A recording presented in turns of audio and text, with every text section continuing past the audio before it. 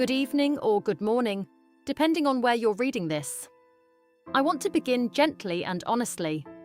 What follows is not based on secret recordings, hidden meetings, or inside leaks. There are no phones left in other rooms, no dramatic confessions whispered in the dark. The original version of this story leaned heavily on unnamed sources and intense speculation. That's not something I can repeat. What I can do is talk about something very real.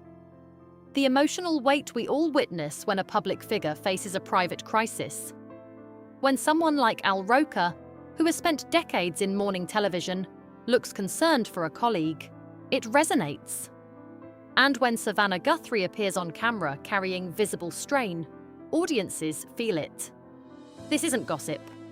It's about empathy, projection, and the human tendency to search for deeper meaning when someone we recognize seems to be hurting. The bonds behind morning television. Long-running morning programs create a unique kind of family. At Today, anchors and correspondents arrive before dawn, share makeup chairs, rehearse scripts, and navigate breaking news together. Over years, those routines form tight bonds. Viewers often forget that behind polished delivery and bright studio lights are co-workers who have celebrated birthdays, supported one another through illnesses, and stood together during public scrutiny. NBC has seen generations of talent come and go, but some relationships deepen beyond professional courtesy. That doesn't mean there are secret meetings revealing hidden truths. It means shared history builds familiarity. When one person looks tired, shaken, or different, colleagues notice. And when audiences see even a slight crack in a usually steady voice, they sense that something meaningful is happening beneath the surface. Public strength and private expectations. It's easy to project complex psychological narratives onto public figures, especially during moments of visible strain. The earlier version of this story suggested intricate childhood dynamics and lifelong quests for approval. The truth is, none of us can responsibly diagnose or define someone else's private family relationships from afar. What we can acknowledge is that many high-achieving professionals grow up with strong expectations, sometimes loving, sometimes demanding, often both at once. Ambition and discipline rarely appear out of nowhere. They are shaped by upbringing, culture, opportunity, and personal drive. When a journalist like Savannah appears composed under pressure, that composure may come from training, temperament, faith, experience, or simple professionalism. It does not automatically signal hidden torment. Human beings are layered. We can be steady on the outside and still uncertain within, without that uncertainty being part of some dramatic lifelong struggle. The power of narrative in a crisis. When a crisis unfolds, especially one involving a well-known family, public imagination accelerates. Social media fills gaps faster than facts can. A single phrase spoken calmly on camera becomes analysed frame by frame. Viewers interpret posture, tone, eye movement. It's natural. We are storytelling creatures, but there is a responsibility that comes with that instinct. Suggesting kidnappings, ransom notes, secret deadlines, or health emergencies without verified confirmation can cause real harm. It can distress families, mislead audiences, and distract from any legitimate concerns that may exist. As readers and viewers, we must separate emotional resonance from verified reality. Empathy does not require embellishment. Concern does not require dramatic reconstruction. Sometimes the most respectful response to visible strain is simply acknowledging, this person is under pressure, and that pressure is human. Strength is not always a performance. The earlier narrative implied that composure equals conditioning, that calm speech under stress must be the result of strict upbringing. But there is another possibility. Sometimes strength is simply a choice made in the moment. Television professionals are trained to deliver information clearly, even when personally affected. That doesn't mean they are suppressing trauma. It means they understand their role. Millions tune in to morning broadcasts for stability, routine, and reassurance. Offering that consistency can be an act of service, not denial. When viewers see steady shoulders and measured words, they may interpret restraint as repression.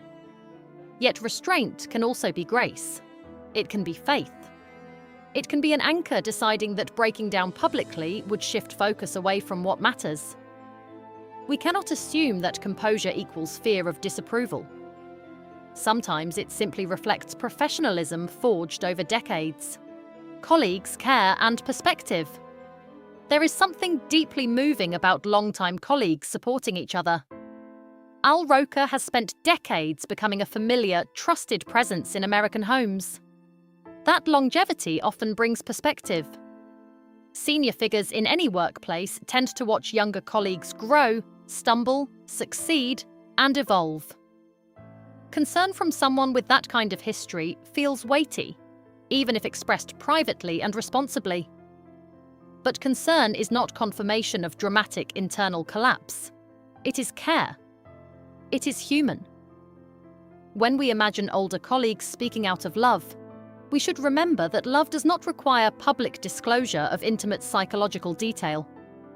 It can be expressed quietly, through encouragement, a reassuring hand on the shoulder, or a simple, "I'm here." Sometimes the most meaningful support never becomes a headline, and that's exactly as it should be. The danger of filling in the blanks. One of the hardest truths in modern media culture is that silence makes people uncomfortable. When we don't have all the details, we create them. We construct timelines, motivations, childhood flashbacks, and imagined conversations. But speculation about family trauma, parental approval, or internal guilt can quickly cross into fiction presented as fact. That is unfair to the people involved. It also shapes public opinion in ways that are difficult to undo. Real crises, when they exist, require space, privacy, and careful reporting. Emotional storytelling may attract attention, but accuracy protects dignity. We can care about someone's well-being without inventing psychological architecture around them. We can say, "She looks tired," without declaring, "She is reliving decades of unmet expectations." The difference between those two statements is responsibility. Empathy without assumptions. If you've watched recent appearances and felt something shift, perhaps a tremor in a voice or a longer pause between sentences, that reaction says something beautiful about you. It means you are paying attention. It means you recognize humanity even behind studio lights. But empathy does not require certainty about hidden motives. We can hold space for the possibility that anyone facing intense public attention might be exhausted.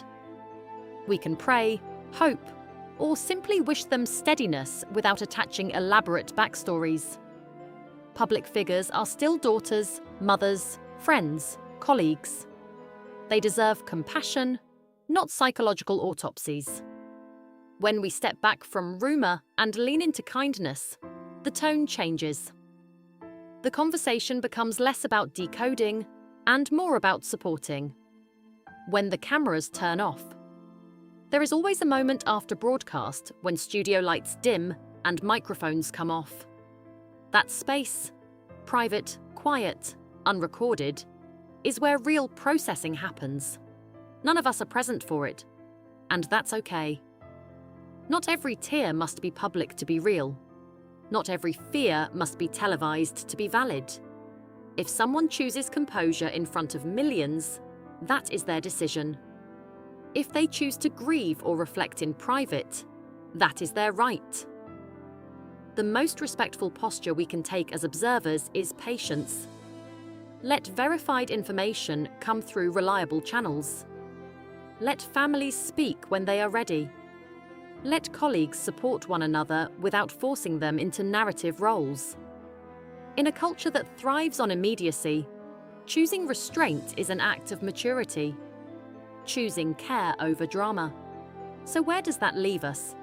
It leaves us here, grounded. We do not need secret meetings, dramatic confessions, or speculative psychological deep dives to care about someone. We do not need to frame every steady expression as hidden torment. What we can do is offer goodwill. If you admire Savannah Guthrie for her professionalism, continue supporting her work. If you respect Al Roker for his long career, appreciate the steadiness he's modelled over decades. Let's replace rumour with responsibility and spectacle with sincerity. Behind every broadcast is a human being doing a job while living a life. That is enough. And sometimes, the most powerful thing we can say is simple. We hope you're okay, and we trust you to share what's yours to share when the time is right.